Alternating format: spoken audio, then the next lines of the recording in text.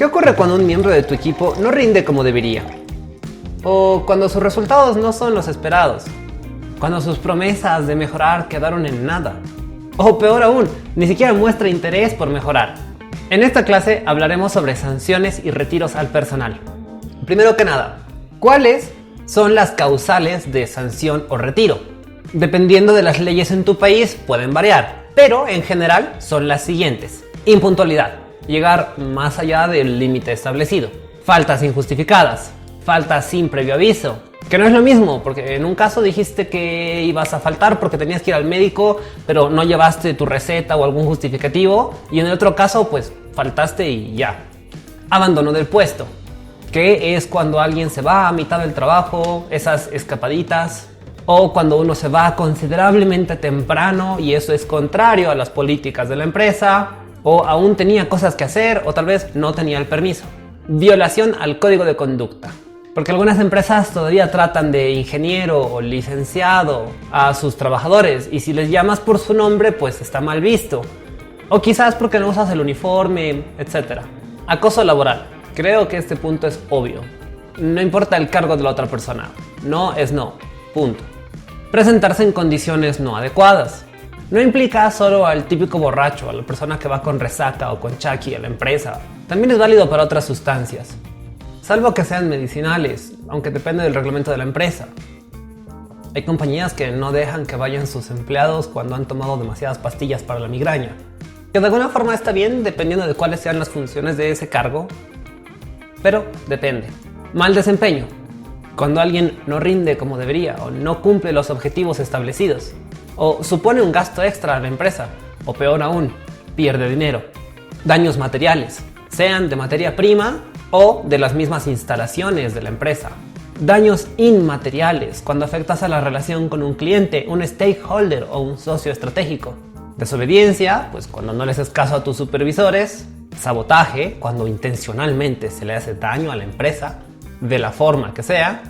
Hurto físico, que también es obvio. Robo de propiedad intelectual, que es cuando alguien se copia la base de datos, nuestra cartera de clientes, nuestra fórmula, patentes, la receta, etc.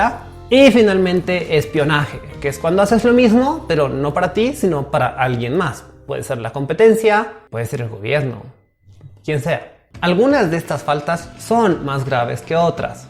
Es por ello que debemos tener un código, un reglamento, y nuestro personal debe haberlo firmado. Normalmente el sindicato va a querer negociar este reglamento, dentro de lo posible hay que hacerlo, pero la empresa debe ser la posición fuerte en dicha negociación, sin radicar en lo absurdo. Tengamos en cuenta que un reglamento muy rígido puede afectar de mala manera a nuestros indicadores de satisfacción laboral, que hice un curso al respecto. Y no está de más decirlo, debemos categorizar las faltas entre leves, graves y severas, cada cual prescribiendo en 30, 60 y 360 días correspondientemente. Además, claro, cuando alguien cometa una falta, debemos registrar la misma y aplicar la sanción correspondiente. Por cierto, en el reglamento debe figurar de forma clara cuáles son las alternativas de sanción para cada falta, en función a su categoría y en función al número de falta que es. A todo esto, ¿qué mecanismos de sanción al personal existen?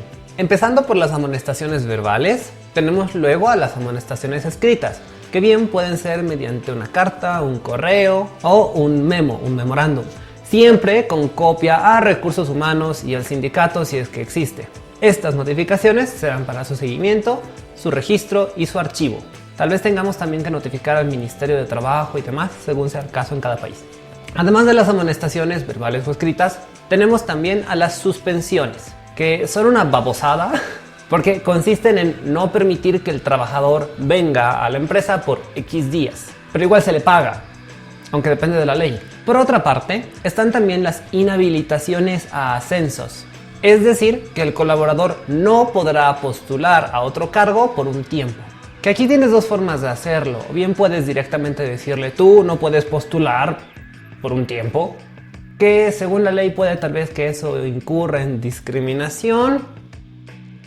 Así que la otra alternativa es que en el reglamento de tu empresa, que esa persona debería haber firmado al momento de entrar a trabajar, indique, esté escrito que cualquier persona que tenga cierta cantidad de faltas o una falta de cierto nivel no podrá postular a un cargo bla bla por tal tiempo.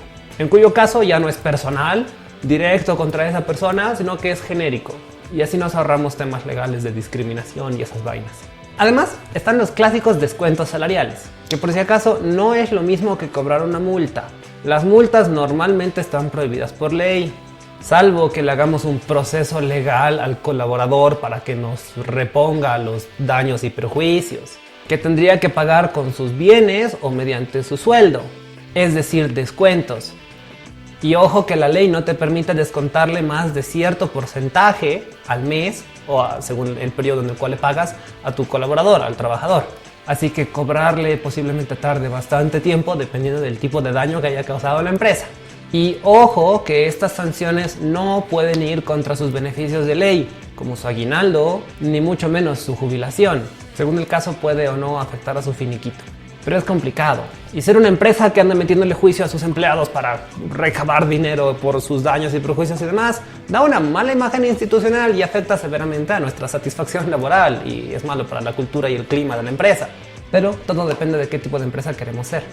Por otra parte, valga mencionar que si alguien se acumula trabajo o debe arreglar algo, pues trabaja horas extra. Y estas no son pagadas. Pero como siempre depende de las leyes de tu país y depende del reglamento de la empresa.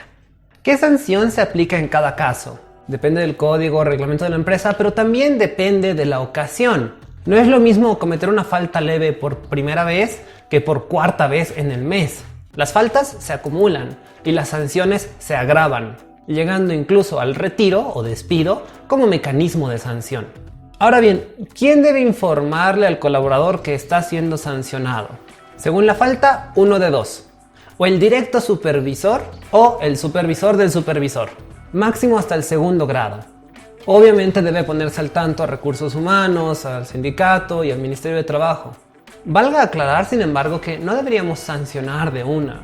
Lo normal es primero buscar el diálogo, que el colaborador tenga la opción de apelar, defenderse, explicar la situación y dentro de lo posible hacer todo ello con arbitraje, buscando la conciliación. Es importante, es sumamente importante que consideremos las causales de dicha falta.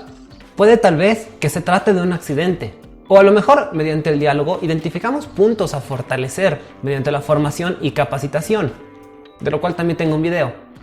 O quizás algún elemento material de la empresa necesite algunos ajustes, como que, no sé, no entregó el trabajo a tiempo porque el internet de la empresa era mala o la laptop no es lo suficientemente poderosa como para procesar lo que sea que estaba haciendo el colaborador. No obstante, es cierto que a veces la gente también tiene la culpa. E incluso a veces sus faltas son intencionadas y debemos retirar a esas personas de nuestra empresa. Por si acaso, no todo retiro es malo. También podemos despedir gente por causa de un recorte de personal, a causa del presupuesto, una reestructuración de la empresa o el mismo rediseño de cargos. Ante estas circunstancias también despedimos gente y el procedimiento es más o menos el mismo, salvo algunas pequeñas diferencias. Pero en todo caso, mi recomendación es siempre ser puntuales, honestos, transparentes, directos, mostrar los hechos, la evidencia. No dar vueltas ni tratar de suavizar las noticias, que muchas veces terminan en una situación incómoda. Cuando retiramos a alguien, ¿deberíamos darle una carta de recomendación? Depende de por qué le estamos retirando y de qué tan bueno fue su desempeño. ¿Certificado de trabajo? Bueno, eso sí, a todo el personal de hecho. ¿Qué tal un evento de despedida? Puede ser, ¿por qué no? Dependiendo, claro, de en qué términos está terminando nuestra relación laboral. Y también del tiempo que estuvo la persona en la empresa. Es incómodo, ridículo hacerle despedida a alguien que ha estado un mes. Pero depende de las políticas de cada compañía. Y si vamos a hacer eventos de despedida, debería ser en función de la antigüedad, no en base al cargo o la posición que tenía esa persona. Después de todo ello, y como punto final, debemos revisar el puesto, el lugar de trabajo, que todo esté en orden, que no falte nada, recopilar todos los elementos esenciales, tanto físicos como virtuales, especialmente contraseñas y documentos confidenciales. Trabajé en una empresa donde no podíamos acceder a nuestros estados financieros porque la persona que dejó el cargo no solamente dejó el cargo, dejó la ciudad y no teníamos el acceso. Y bueno, finalmente, si el retiro no es inmediato, es necesario y sería bueno que quien se está retirando de la empresa capacite a su reemplazo. Y de hecho esto debería ser imperativo. Dicho todo ello, hasta aquí llega nuestra clase. Si te quedó alguna duda sobre lo que son las sanciones y los retiros, puedes dejármela en los comentarios, como siempre. Si te gustó el video, te invito a suscribirte, compártelo. Publico clases cada semana y pues nos vemos en el siguiente video.